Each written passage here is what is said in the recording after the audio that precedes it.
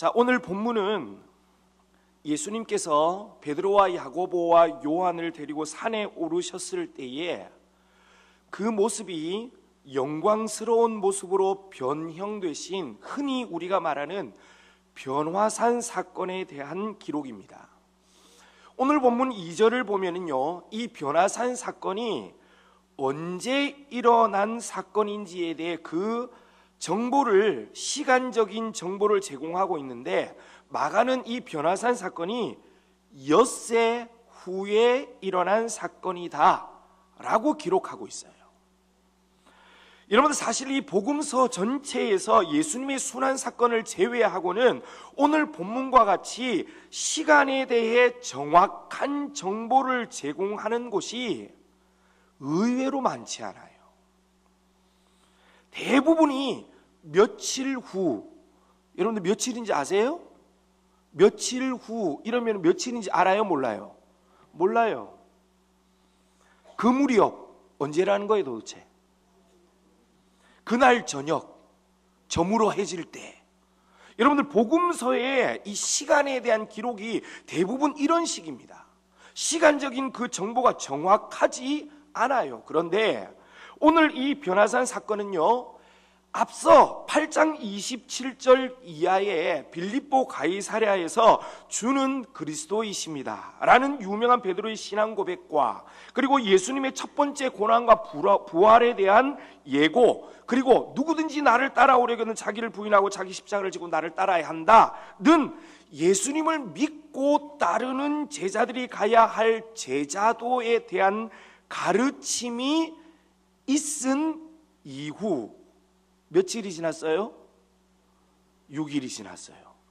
엿새가 지난 후에 오늘 이 변화산 사건이 있었다라고 그 시간에 대한 정확한 정보를 성경이 제공하고 있다는 거예요. 자, 그렇다면 여러분들, 마가가 이렇게 예외적으로 엿새 후라고 시간에 대한 정확한 정보를 제공하고 있는 이유가 무엇일까요? 그것은 오늘 우리가 살펴볼 이 변화산 사건은 앞서 있었던 빌립보 가이사랴에서 있었던 일들과 매우 밀접하게 연결되어 있기 때문에 이 빌립보 가이사랴에서 있었던 일들과 연관지어서 오늘 변화산 사건을 이해해야 한다라는 것을 우리들에게 알려주기 위함입니다. 그러니까 이 엿새 후라는 시간적인 정보는 빌립보 가이사랴에서의 사건과 이 변화산 사건을 연결하는 연결고리와 같은 것이에요. 여러분들, 이 사실을 염두에 두고 오늘 본문을 우리 한번 살펴보도록 하겠습니다. 여러분들, 이 변화산 사건의 핵심은 세 명의 제자들 앞에서 예수님의 모습이 이 땅의 그 무엇과도 비교할 수 없는 영광스러운 모습으로 변화되신 것이에요. 3절의 기록에 의하면 그 옷이 광채가 나며 세상에서 빨래하는 자가 그렇게 희게 할 수 없을 정도로 예수님의 모습이 희어졌다라고 기록하고 있는데, 여러분들, 예수님께서 산 위에서, 그것도 이 세 명의 제자들 앞에서 영광스러운 모습으로 그 모습이 변화하신 이유가 무엇일까요? 야, 나 이런 것도 할 수 있어? 너희들 깜짝 놀랐지? 예수님께서 제자들에게 이거 자랑하고 싶으셔서 변화하셨을까요? 그건 아니겠죠. 앞서 말씀드렸던 것처럼 예수님의 그 변화의 이유, 변화의 목적은 엿새 전 빌립보 가이사랴에서 있었던 사건들 속에서 찾아야 하는데, 주는 그리스도이십니다 라는 베드로의 고백이 있은 이후에 예수님께서는 제자들에게 처음으로 그리스도로서 본인이 당하실 고난에 대해 제자들에게 말씀하셔요. 그리고는 이어서 예수님을 믿고 따르는 제자들이 가야 할 길에 대해서도 말씀하시는데, 나를 따라오려는 자는 자기를 부인하고 자기 십자가를 지고 나를 따라야 한다 말씀을 주십니다. 여러분, 여기서 우리가 기억해야 할 것이 무엇이냐 하면, 예수님께서는 이 빌립보 가이사랴에서 처음으로 자신이 당할 고난에 대해 말씀하시고, 이후 두 번을 더 제자들에게 자신의 고난에 대해서 말씀하시는데, 예수님은 한 번도 자신이 당할 고난에 대해 말씀하시면서 그 고난에 대해서만 말씀하신 적이 한 번도 없다라는 거예요. 예수님은 자신의 고난에 대해 말씀하시면서 동시에 뭘 말씀하셨어요? 3일 만에 다시 살아날 것이다. 즉 부활에 대해서 언제나 같이 말씀하셨다라는 거예요. 여러분들, 제자들이 가야 할 제자도에 대해서 말씀하실 때도 마찬가지예요.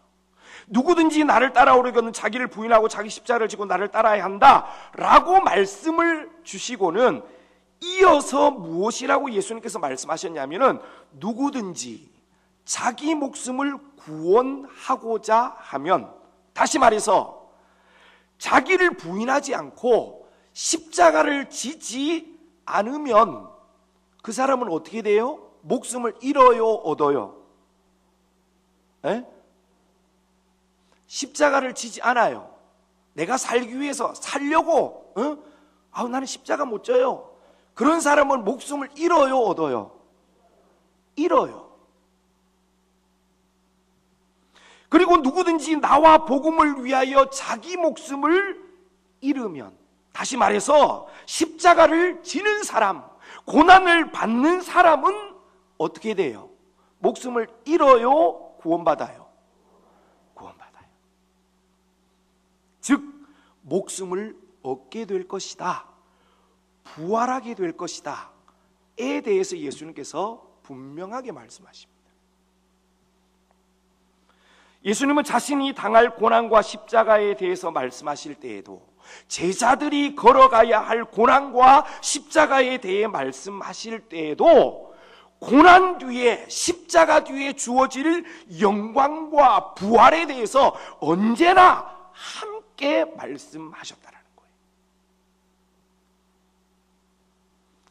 그런데 문제가 무엇이냐 하면, 제자들은 예수님께서 말씀하신 부활과 영광에 대해서는 전혀 이해하지 못했다라는 거예요.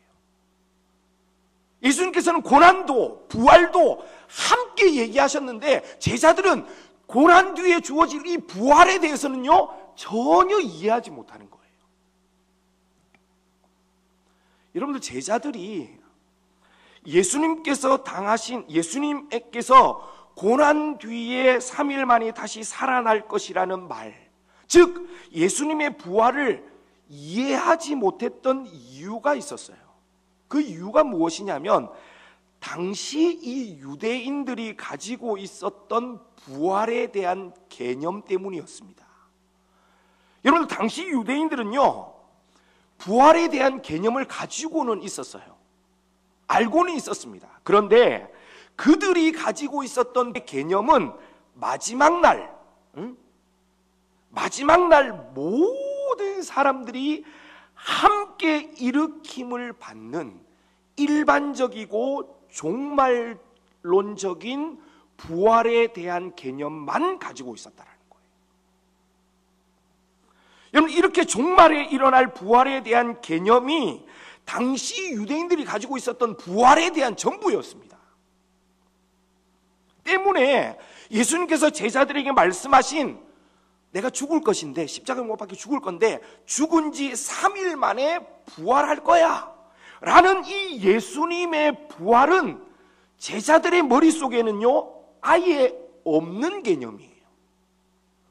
3일 만에 내가 다시 살아난다, 부활한다, 이 개념 자체가 당시 유대인들에게 없었기 때문에 아예 생각할 수도 이해할 수도 없는 개념이었다라는 거예요.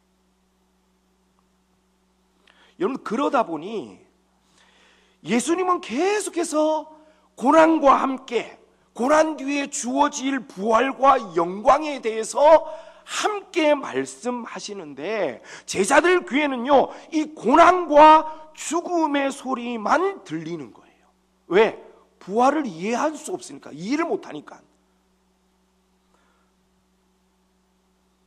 여러분, 이렇게 되다 보니까 예수님께서 가시겠다고 말씀하시는 십자가의 길도, 자신들이 결국에는 가야 할 제자의 길도 다 부담스럽고 두렵게만 느껴질 수밖에 없는 거예요.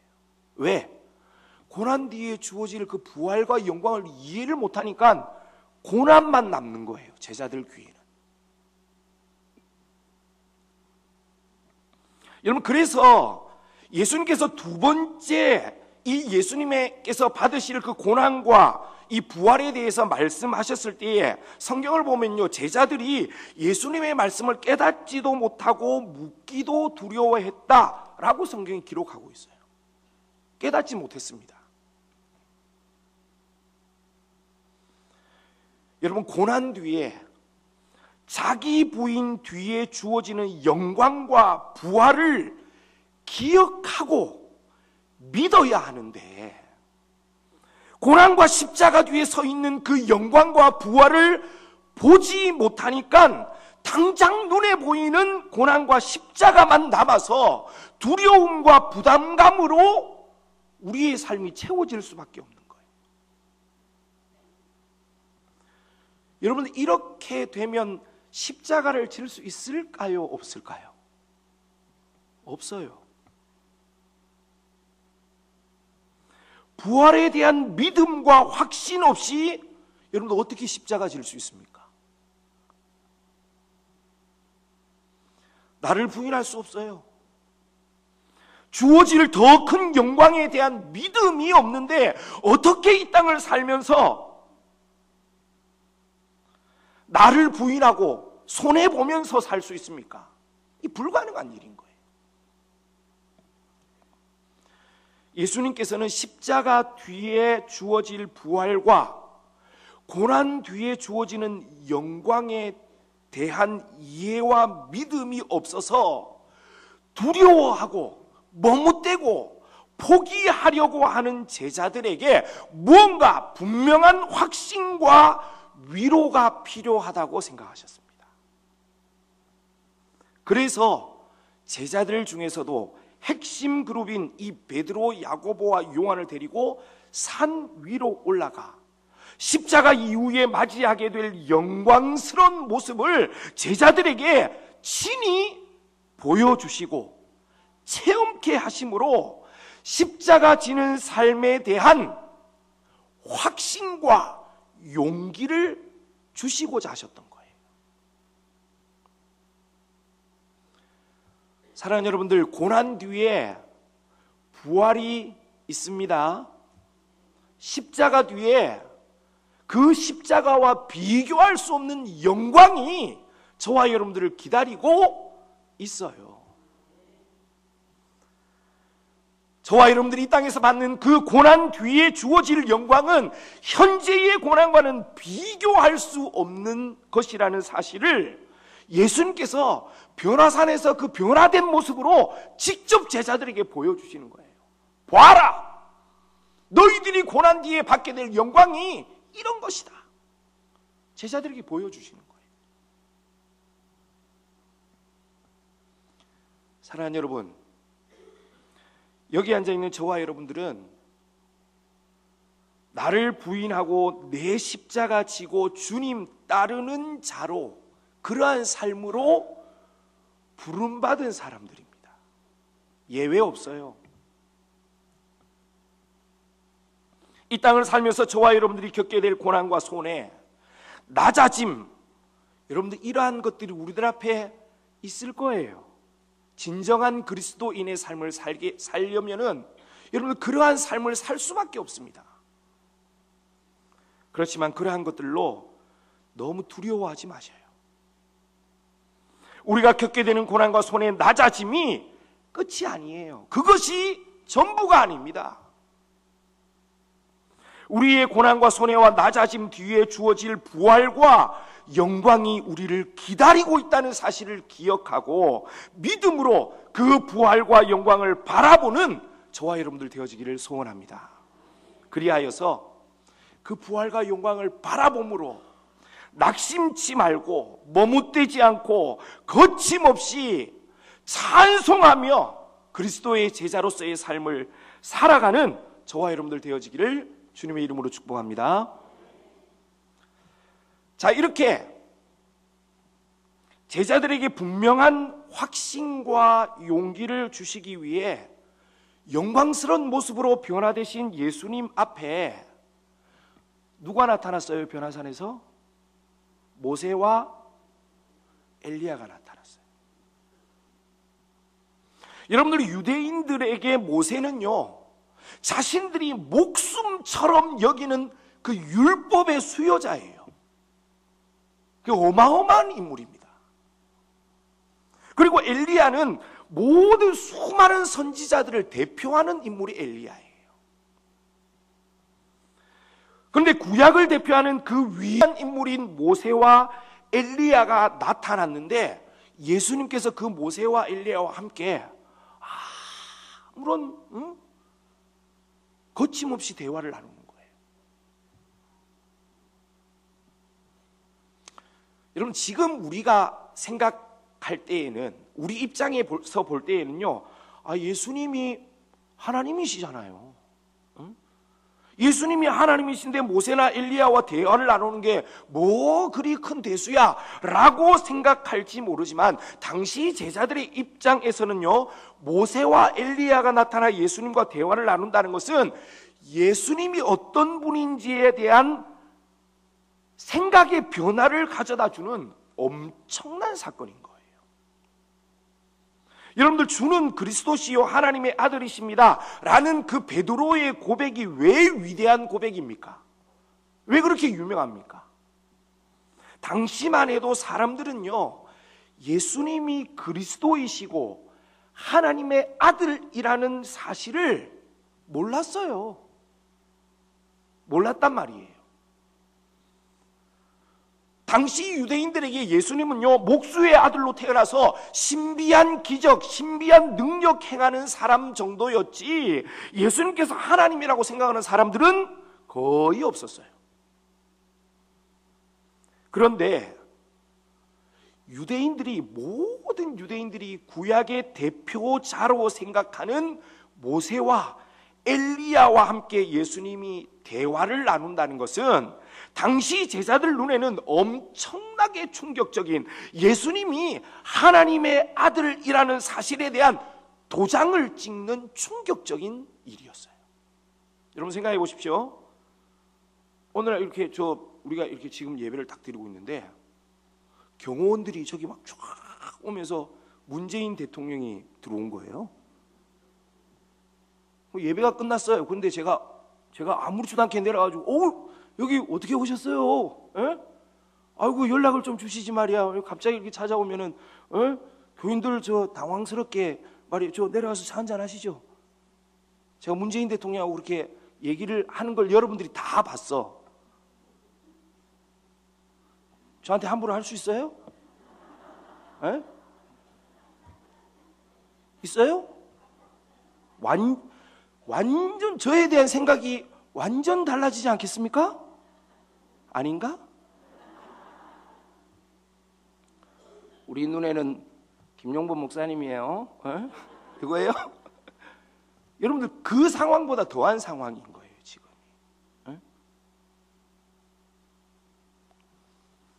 그런데 여러분들, 이게 끝이 아니에요. 더 놀라운 일이 뒤에 일어나는데, 모세와 엘리야와 예수님이 대화를 나누는 중에 구름이 쫙, 여러분들, 당시의 구름은요, 이 구약시대의 구름은 하나님의 임재의 상징입니다. 그 구름 속에서 성부 하나님의 목소리가 들리는 거예요. 이는 내 사랑하는 아들이니 너희는 그의 말을 들어라.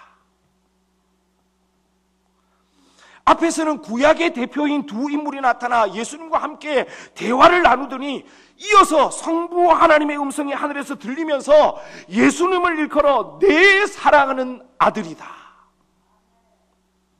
라고 말을 합니다. 여러분들, 이것은요, 앞에 8장에 있었던 주는 그리스도이십니다, 하나님의 아들이십니다 라는 베드로의 고백에 대해 성부 하나님께서 완전하게 이 도장을 찍으시는 사건이에요. 여러분, 성부 하나님의 음성이 있은 이후에 누구만 남았습니까? 모세도 사라지고 엘리야도 사라지고 누구만 남았어요? 오직 예수님만 남았어요. 유대인들이 구약의 대표라고 생각하는 그 모세도 엘리야도 사라지고 오직 예수님만 남았습니다. 여러분들, 이는 예수님의 말씀이 어떤 전통, 율법보다 우선하며 예수님의 말씀이 선지자들의 어떤 말보다 우선한다는 것을 의미해요. 여러분들, 저와 여러분들이 귀 기울여야 하는 것은 예수님의 말씀이에요. 말씀. 그 어떤 전통보다 내가 오랫동안 지켜왔던 전통이 있어요. 여러분, 그것보다 세상의 어떤 기준보다, 세상의 흐름보다, 유행보다, 다수의 의견보다, 나의 느낌이나 생각보다 더 우선되어야 하고 귀 기울여야 하는 것은 주님의 말씀인 줄로 믿습니다. 여러분, 이사야 40장 8절은 이렇게 말씀하고 있습니다. 풀은 마르고 꽃은 시드나 우리 하나님의 말씀은 영원히 서리라. 여러분들, 오늘 이 시간 이 사실을 기억하고 매 순간 주님의 말씀이 내게 무엇이라고 명령하는지 여러분들 그것들을 끊임없이 되뇌이고 생각할 수 있기를 바랍니다. 그리고 그 말씀을 따라 사는 거예요. 그것이 저와 여러분들이 살아야 할 삶인 줄로 믿습니다. 자, 말씀을 맺으려고 하는데요, 오늘 읽지는 않았지만은 여러분들 이 9장 14절, 이 변화산에서 이제 제자들이 다 내려왔어요. 예수님께서 베드로와 야고보와 요한을 데리고 이 산 아래에 내려왔습니다. 여러분, 그때에 어떤 일이 일어났습니까? 우리가 잘 아는 사건이 있죠. 예수님께서 나머지 제자들이 있는 곳에 내려왔더니 한 사람이 귀신 들린 아들을 제자들에게 데리고 와서 귀신을 내쫓아달라고 했는데 제자들이 귀신을 쫓아내지 못했어요. 이로 말미암아서 변론이 벌어졌습니다. 여러분들, 여기서 한 가지, 오늘 본문에 이 우리가 9장 14절에 한 사람이, 한 아비가 귀신 들려 죽어가는 아들을 제자들에게 데리고 온 그때, 그 시간은 예수님께서 변화산에서 거룩한 모습으로 변화된 시점과 거의 동일한 시간대에 일어난 사건이에요. 그러니까 변화산에서는 예수님께서 거룩한 모습으로 변화돼서 베드로가 거기서 주여 우리가 초막셋을 지어서 여기서 삽시다 이러고 있을 때에 한 아비가 귀신 들린 아들을 데리고 귀신을 쫓아내어 달라고 제자들에게 온 거예요.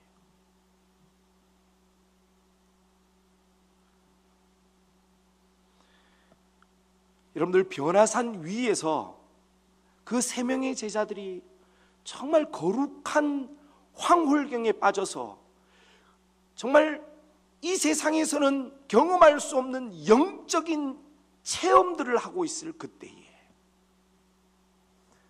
그 변화산 아래에서는 하나님의 은혜와 능력을 간절히 필요로 하는 구원의 손길을 기다리고 있는 한 사람이 변화산 아래에 있었다라는 거예요.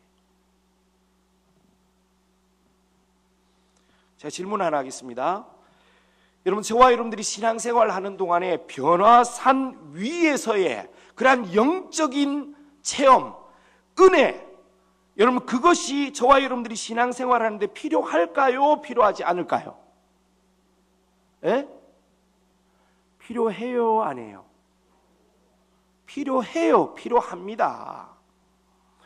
변화산에서 베드로와 요한과 야고보가 경험한 은혜의 경험, 신비하고도 그 놀라운 영적인 체험이 저와 여러분들이 신앙생활을 하는데 필요해요. 오늘도 우리 강사님 찬송 인도하는데 얼마나 은혜가 되는지 몰라요. 뒤에서 막 그러한 은혜의 경험이나 체험으로 인해서 저와 여러분들의 신앙이 성숙해지고 성장해요. 필요하죠. 자, 그렇다면 또 하나 질문하겠습니다. 그 은혜의 영적인 체험이 필요하다고 하여서 그 변화산 위에, 산 위에 계속 거기서 초막 짓고 새 짓고 살면 돼요, 안 돼요? 거기 되게 좋잖아요. 이렇게 우리가 지금 예배 드리는데 막 찬양하고 주의 말씀 듣고 기도하고 지금 이 시간에는 시험도 없고 얼마나 좋아요. 여기가 좋다고 여기에 계속 교회 안에 머물러 있으면 돼요, 안 돼요? 잘도 안 해. 안 되죠? 안 돼요. 필요합니다. 그런 영적인 체험과 은혜가 우리에게 반드시 필요해요. 그렇지만 거기 머물러 있을 수는 없어요. 내려와야 하는 거예요. 왜? 산 아래에 우리가 누렸던 그 은혜와 그 구원의 손길을 필요로 하는 사람들이 어디에 있기 때문이에요? 산 아래에 있기 때문이에요.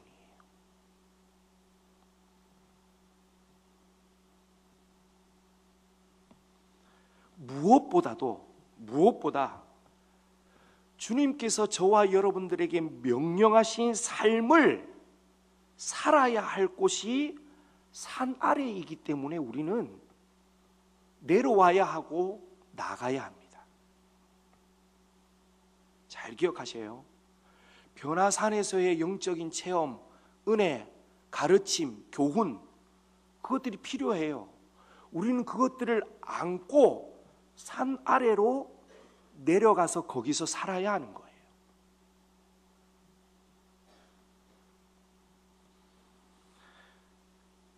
여러분들 변화산에서 예수님께서 내려왔을 때 막 변론이 벌어졌어요. 그때 예수님께서 이 귀신 들린 너희들이 무엇 때문에 변론하고 있느냐라고 물으십니다. 그때에 이 귀신 들린 아들의 아버지가 예수님께 이렇게 얘기를 해요. 내가 선생님의 제자들에게 귀신을 내쫓아달라고 하였으나 그들이 능히 하지 못하더이다, 이렇게 얘기를 합니다. 여러분들, 이 아버지는 지금 제자들의 무능력을 고발하고 있는 거예요. 내가 주의 능력이 필요해서 구원의 손길을 얻고자 내가 왔지만 그들이 능히 하지 못하더이다. 제자들이 무능력해요. 아무것도 그들이 해주지 않아요. 지금 이거 얘기하고 있는 거예요, 우리에게. 여러분, 오늘날 교회와 그리스도인들이 이런 모습일지도 몰라요. 우리끼리는 막 좋아서, 너무 좋아, 날마다 막 교회 안에서 은혜 체험하고 막 예수님 뭐 하고 막 여기서 삽시다 막 그런데 내려가가지고는요 아무것도 할 수 있는 게 없어. 아무것도 할 수 있는 게 없어요. 무능력해요.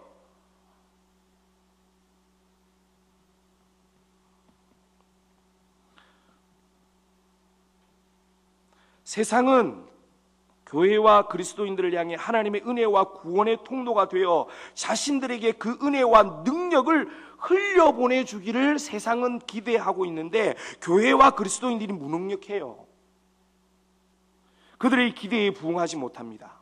세상과 다른 게 아무것도 없어요. 변화산 위에서 어마어마한 영적 황홀경을 경험하고 무언가 된 듯한, 내가 무언가가 된 듯한 착각 속에서 산 아래를 내려오지만은 산 위에서의 영적 체험과 교훈들을 산 아래에서 사용하지를 못해요. 거기는 거기고 여기는 여기고, 여러분 이렇게 연결된 삶이 아니라 말씀과 단절된 삶을 살다 보니까 능력이 없어요. 무능력한 거예요. 엄청 여기서 막 은혜 받고 기도 열심히 하는데 여기는 여기일 뿐이야. 그냥 이 문 밖을 나가면은 그냥 거기는 거기의 삶이 따로 있다라고 우리의 마음속 아예 딱 생각하고 있는 거예요. 여러분 이렇게 돼서는 변화산에서의 은혜는 거기서의 은혜일 뿐인 거예요. 예수님께서 변화산에서 왜 변화하셨습니까? 제자들에게 삶을 잘 더 힘있게 살으라고 예수님께서 변화하신 거예요. 보여주시는 거예요. 그 변화의 목적이 거기에 있는데 단절된 삶을 살아요. 여러분들 꼭 기억하십시오. 변화산은 변화산 아래에서의 삶을 위한 것입니다. 두려움 없이 고난 뒤에 있을 부활과 영광을 기억하고 기꺼이 나를 부인하고 내 앞에 놓인 십자가를 지고 변화산 아래에서의 삶을 살아간다면 여러분 능력이 흘러가는 거예요. 사랑하는 여러분들, 다른 어떤 것에 귀 기울이지 않고 주님의 말씀에 귀 기울이고 그 말씀에 순종하는 삶을 변화산 아래에서 살아가는 저와 여러분들 되어지기를 소원합니다. 믿음의 눈으로 고난 뒤에 있을 부활과 영광을 바라보고 머뭇머뭇대지 말고 주저주저하지 말고 주님께서 우리들에게 명하신 그 자기 부인과 십자가를 지는 삶 찬송하면서 살아가는 저와 여러분들 되어지기를 주님의 이름으로 축복합니다.